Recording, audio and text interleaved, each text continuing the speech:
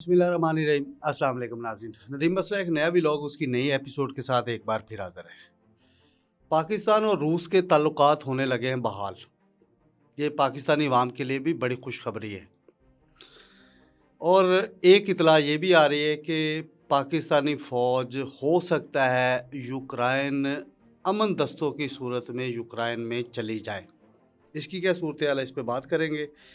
और पंजाब के अंदर दिन रात अदालतें कायम होने जा रही हैं, इसका मकसद क्या होगा ये बताएंगे। कौमी कॉन्फ्रेंस आज तमाम अरकान जो है अब ग्रैंड अपोजिशन अलायंस के वो फलांग के गए हैं जनाब साहब होटल के अंदर, और उसके बाद क्या हुआ उसका अहवाल बताएंगे। और अमरीकी कांग्रेस के जो लोग हैं वो इमरान खान की रहाई के लिए मैदान में आ गए। और एक साथ जुड़ी है केपीके से खबर कि गंडापुर को तब्दील करने की तैयारियां की जा रही हैं। इन मौज़ूआत पे बात करेंगे और कोशिश करेंगे कि इसका अहवाल अपने वीलॉग में आपको बताएं।